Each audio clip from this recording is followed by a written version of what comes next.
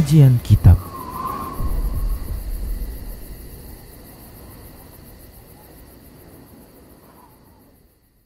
Bismillah, assalamualaikum warahmatullahi wabarakatuh. Innal hamdalillah nahmaduhu wa nasta'inuhu wa nastaghfiruh wa na'udzu billahi min shururi anfusina wa min sayyiati a'malina. May yahdihillahu fala mudilla lahu wa may yudlilhu fala hadiya lahu. Wa asyhadu an la ilaha illallah wahdahu la syarika lahu. وأشهد أن محمدًا عبده ورسوله صلى الله عليه وسلم. قال الله تبارك وتعالى: يا أيها الذين آمنوا اتقوا الله حق تقاته ولا تموتن إلا وأنتم مسلمون. يا أيها الناس اتقوا ربكم الذي خلقكم من نفس واحدة وخلق منها زوجها وبث منهما رجالا كثيرا ونساء واتقوا الله الذي تساءلون به والأرحام إن الله كان عليكم رقيبا. يا أيها الذين آمنوا اتقوا الله وقولوا قولا سديدا يصلح لكم أعمالكم ويغفر لكم ذنوبكم ومن يطع الله ورسوله فقد فاز فوزا عظيما. أما بعد، فإن أصدق الحديث كتاب الله وخير الهدى هدى رسول الله صلى الله عليه وسلم وشر الأمور محدثاتها وكل محدثة بدعة وكل بدعة ضلالة وكل ضلالة في النار. Alhamdulillah, segala puji hanya untuk Allah. Salawat dan salam tak lupa kita ucapkan untuk Rasulullah sallallahu alaihi wasallam. Para pemirsa Rosyad TV dan para pendengar Radio Medan Mengaji serta para pemirsa media-media sunnah yang turut serta menyiarkan kajian ini. Kita lanjutkan pembahasan kitab Minhajul Muslim di bab yang keempat tentang ibadah, dan kali ini kita memasuki pembahasan baru dalam masalah salat, yaitu pembatal salat. Baik para hamba Allah rahimani wa rahimakumullah. Di antara pembatal salat adalah adanya keyakinan hadas atau keyakinan adanya hadas yang membatalkan wudu. Baik para hamba Allah rahimani wa rahimakumullah, bila seseorang yang sedang sholat lalu dia meyakini keluarnya sesuatu dari salah satu dari kubul atau duburnya,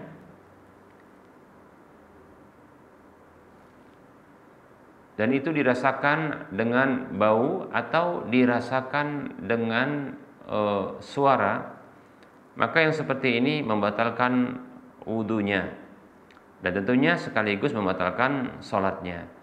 Baik para hamba Allah rahimani wa rahimakumullah,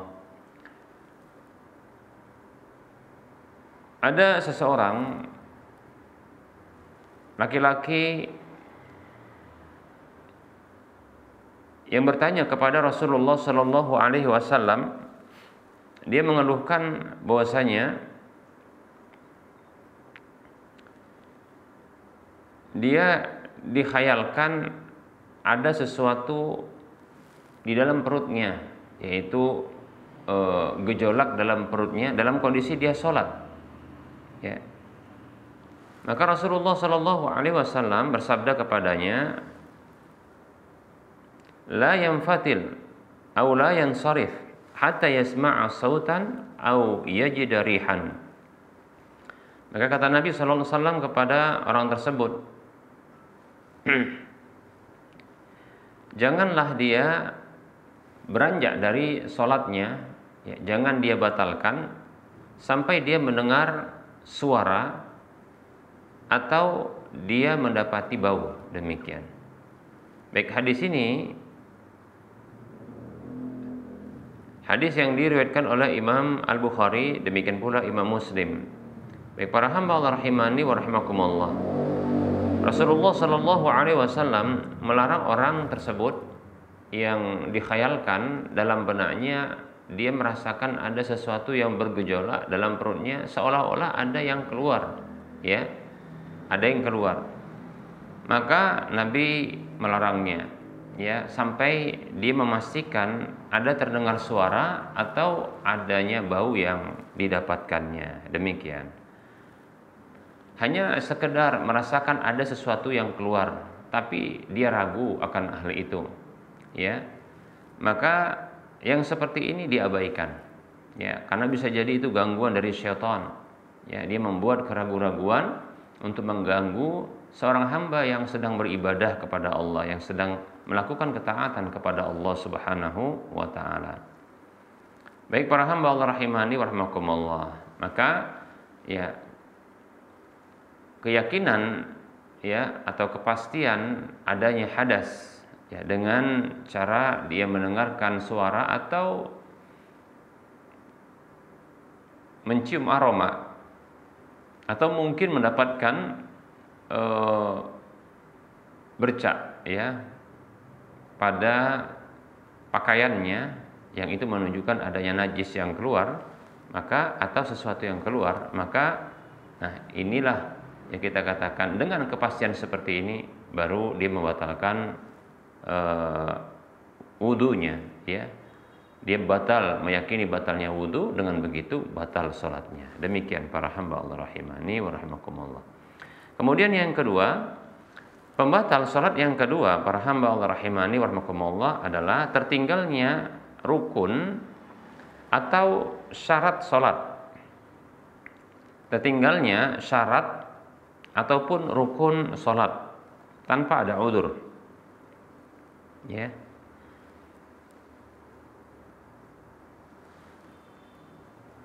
Baik para hamba Allah rahimani wa rahimakumullah.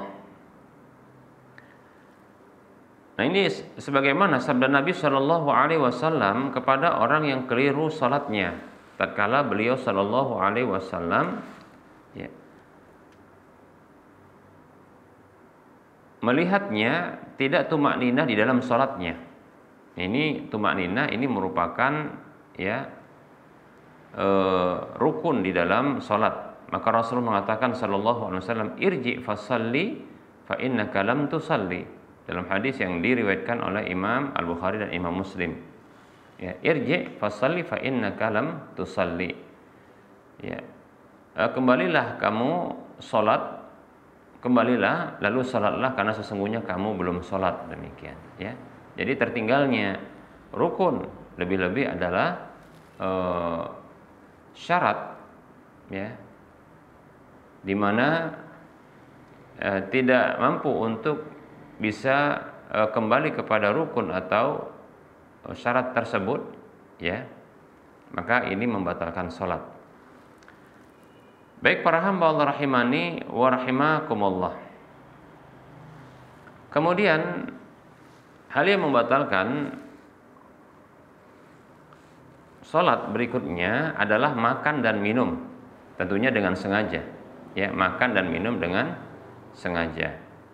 Baik para hamba Allah rahimani wa rahimakumullah, Rasulullah SAW bersabda di dalam hadis yang diriwayatkan oleh Imam Bukhari, Imam Muslim, Nabi mengatakan sallallahu alaihi wasallam, inna fis salati la syughlan. Sesungguhnya dalam salat itu benar-benar ya ada kesibukan. Ya, sibuknya adalah beribadah kepada Allah, menghadap Allah, ya, bermunajat kepada Allah, demikian. Kalau makan dan minum ini sesuatu ya yang meniadakan asal dari salat tersebut.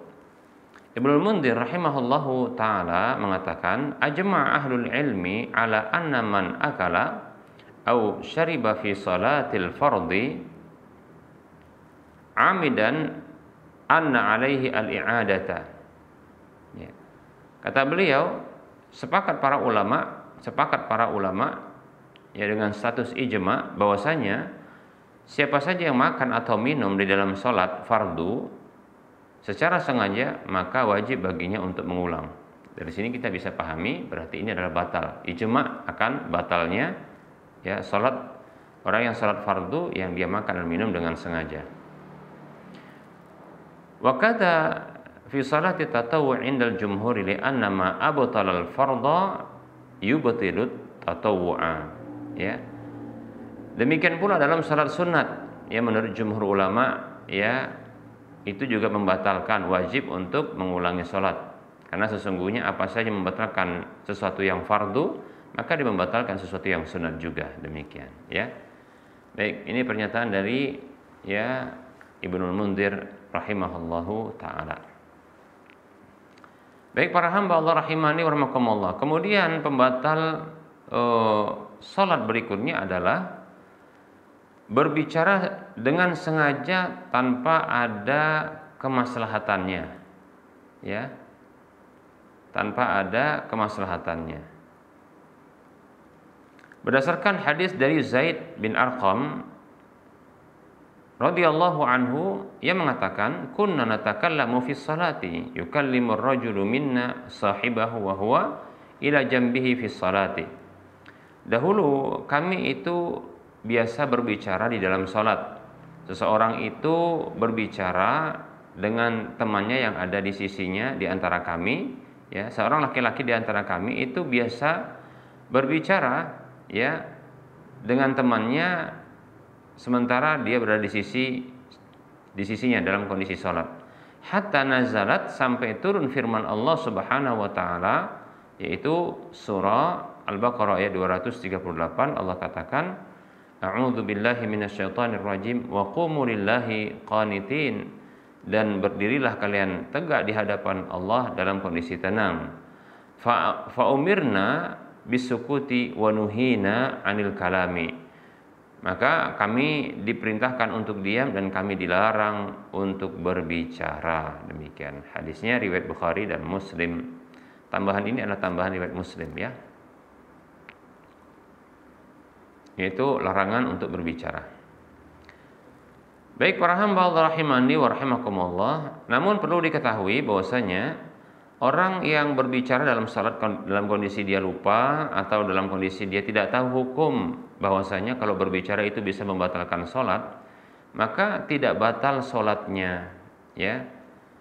Di dalam hadis Muawiyah bin Al-Hakam radhiyallahu anhu tentang salatnya ia bersama Nabi sallallahu alaihi wasallam, dalam kondisi ketika dia salat ada seorang laki-laki yang bersin dari jamaah sholat tersebut, lalu dia pun mengucapkan ya alhamdulillah orang tersebut.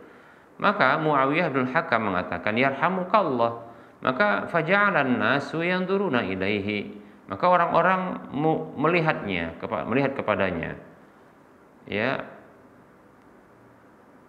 Maka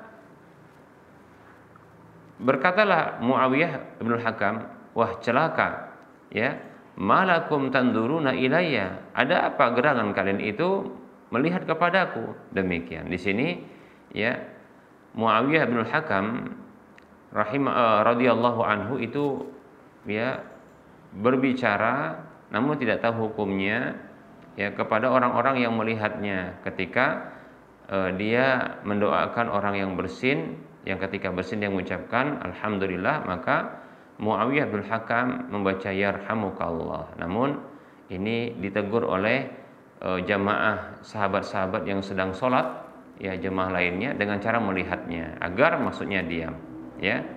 Nah seperti itu. Namun malah dia berbicara ya sembari mengatakan, waduh ada apa gerangan kalian melihat kepadaku. Demikian.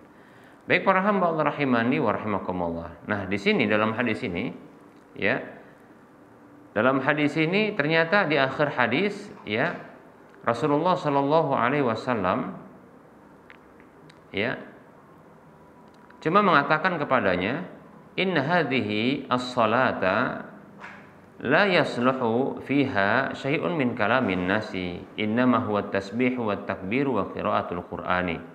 Sesungguhnya salat ini tidak layak sedikit pun di dalamnya ya berupa perkataan manusia. Sesungguhnya dia itu hanyalah tasbih, takbir dan membaca Al-Qur'an. Hadis ini hadis yang dikeluarkan oleh Imam Muslim. Demikian. Nah di sini Nabi SAW tidak memerintahkan kepada Muawiyah bin Hakam untuk mengulangi sholatnya. Kenapa? Karena Muawiyah bin Hakam berbicara dalam sholat itu dalam kondisi tidak tahu hukumnya. Demikian, ya, tidak tahu hukumnya, sehingga Nabi SAW tidak memerintahkan kepada Muawiyah untuk mengulangi sholatnya. Jadi berbicara sengaja ya, tanpa ada kemaslahatan dalam sholat, maka yang seperti ini ya bisa membatalkan sholat, demikian ya. Namun bukan berarti ketika berbicara dengan sengaja ketika ada maslahat ini juga dibenarkan, tidak juga kita katakan ya. Yang jelas kalau tidak sengaja atau karena tidak tahu hukumnya ya, maka tidak membatalkan sholatnya. Wallahu ta'ala alam. Baik, berikutnya para hamba Allah rahimani wa rahimakumullah.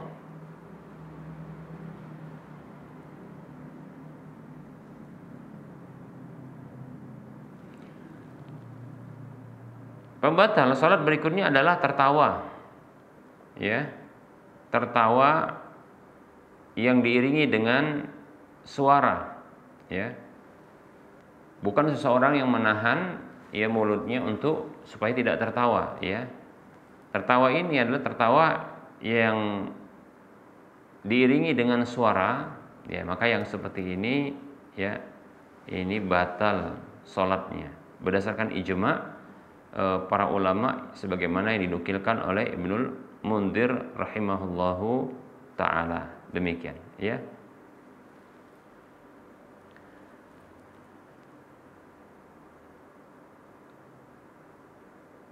Bahkan ada sebagian ulama yang memandang bahwasanya ya batal juga wudunya kalau tertawa, ya demikian. Baik para hamba Allah rahimani rahimakumullah, ada riwayat dari Nabi SAW yang disebutkan atau ya disebutkan ya oleh Imam Baihaqi dalam Sunanul Kubra.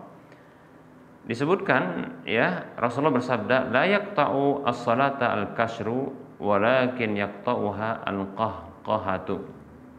Ya.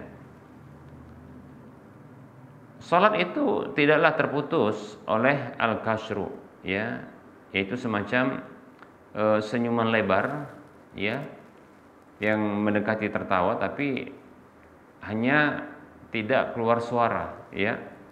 Akan tetapi yang memutuskan salat itu adalah al-qahqahatu, yaitu ya suara tertawa yang mengeluarkan suara, demikian. Ya. Baik para hamba Allah rahimani wa rahimakumullah.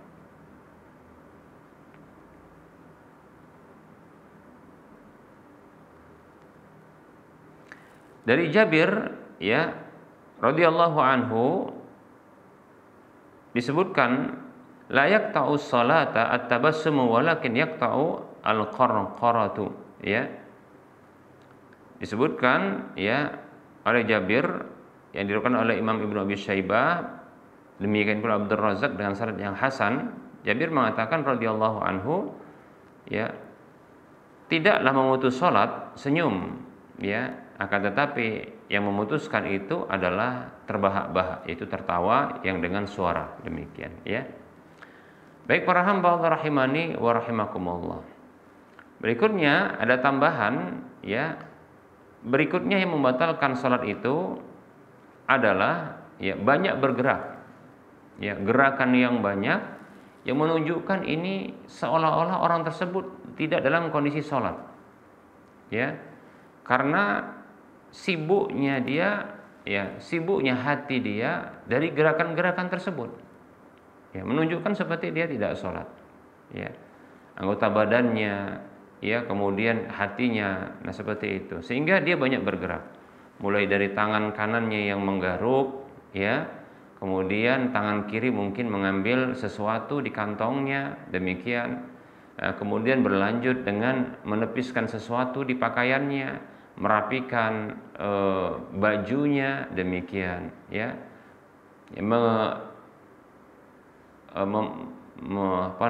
Mengusap-ngusap wajahnya, ya, atau jenggotnya, demikian, memperbaiki rambutnya, begitu seterusnya, demikian. Sedikit dari salatnya itu diamnya. Maka yang seperti ini seolah-olah dia tidaklah dalam kondisi salat, demikian. Baik para hamba Allah rahimani wa rahimakumullah. Ya. Adapun gerakan yang sedikit, ya ini sudah kita sebutkan di dalam hal-hal yang dibolehkan ya dalam sholat. Ini sudah kita jelaskan bahwasanya gerakan yang sedikit atau ketika dibutuhkan, ya maka yang seperti ini insya Allah Ta'ala tidak membatalkan sholat. Baik para hamba Allah rahimani wa rahimakumullah. Kemudian hal yang membatalkan sholat berikutnya adalah menambah rakaat sholat 2 kali lipat dari jumlah ya rakaat sholat tersebut, dari rakaat sholat asalnya, ya walaupun karena lupa. Contoh, sholat duhur 8 rakaat, sholat maghrib 6 rakaat, ya sholat subuh 4 rakaat, demikian, ya.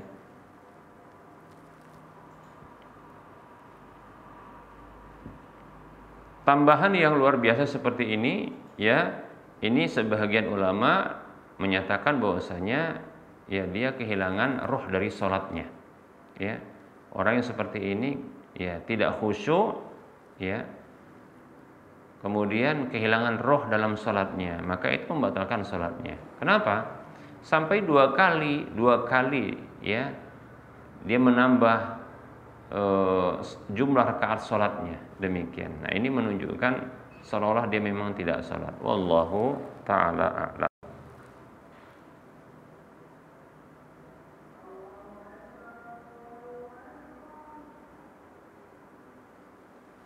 Baik para hamba Allah rahimani wa rahimakumullah. Di antara ulama ada yang menyebutkan di antara pembatal sholat tersebut adalah dalam kondisi sholat dia mengingat sholat sebelumnya di mana dia belum sholat. Contoh seseorang yang dia sholat duhur, yang di mana dia sholat asar, namun dia belum sholat duhur, dia teringat belum sholat duhur. Ya, begitu juga contohnya ketika dia sholat maghrib ternyata belum sholat asar. Gitu juga ketika dia sholat isya ternyata dia belum sholat ya maghrib. Atau ketika dia sholat subuh, dalam kondisi sholat subuh dia belum sholat isya, demikian. Ketika sholat dia teringat belum sholat dengan sholat sebelumnya, maka ini membatalkan sholat itu. Ini tentunya bagi ulama yang berpendapat bahwasanya ya wajibnya berurutan, ya wajibnya berurutan, ya ketika pun lupa maka ini wajib berurutan, demikian. Ya wallahu ta'ala alam. Kita cukupkan untuk penyampaian materi pada pertemuan kali ini karena sudah masuk waktu sholat zuhur untuk wilayah Medan dan sekitarnya. Baik para hamba Allah rahimani wa rahimakumullah, tentunya dalam penyampaian ini banyak kekurangan dan kesalahan. Kepada Allah saya mohon ampun dan kepada para pemirsa dan para pendengar sekalian saya mohon maaf. Sebelum kita mengakhiri perjumpaan, seperti biasa kita memberikan motivasi kepada saudara seiman. Mari kita berdonasi untuk membangun Masjid Al-Muwahhidin untuk wilayah Medan dan sekitarnya. Yang insyaallah ta'ala akan dijadikan Islamic Center, ya, pusat kajian Islam ilmiah yang berbasis sunnah manhaj salaf, insyaallah di wilayah Medan dan sekitarnya. Insyaallah ta'ala kita akan selenggarakan di dalam masjid ini kegiatan-kegiatan ya ibadah seperti salat fardu, salat sunnah tentunya ya. Momen Ramadan insyaallah taala. Demikian pula kajian-kajian yang ilmiah yang bersifat rutin maupun berkala. Demikian ya, seperti nanti ada kajian-kajian tabligh akbar dan daurah-daurah Islam ilmiah. Demikian pula juga kita akan selenggarakan ya kegiatan sosial kemasyarakatan ya insyaallah taala. Nah oleh karenanya siapapun di antara kita yang ingin mendapatkan pahala yang akan terus mengalir, ketika dimanfaatkan infak dan sedekahnya ini, siapapun yang ingin mendapatkan minimal pahalanya 700 kali lipatnya tatkala dia berinfak di jalan Allah, dan siapapun yang ingin mendapatkan sebuah rumah di surga, ayo mari kita bangun ya masjid rumah Allah ini, di antaranya adalah Masjid Al-Muwahhidin. Baik, silakan transfer ke nomor rekening Bank Syariah Indonesia di nomor 7127485555 atas nama Yayasan Lajnah Dakwah Medan Kode Bank 451. Untuk info lanjutan Anda bisa melihat di layar kaca Anda ini. Semoga Anda termotivasi dan semoga bermanfaat. Mohon maaf atas segala kekurangan. Kita ketemu lagi di lain kesempatan. Wassalamualaikum warahmatullahi wabarakatuh. Subhanakallahumma wa bihamdika asyhadu an la ilaha illa anta astaghfiruka wa atubu ilaika. Walhamdulillahirabbil alamin. Wassalamualaikum warahmatullahi wabarakatuh.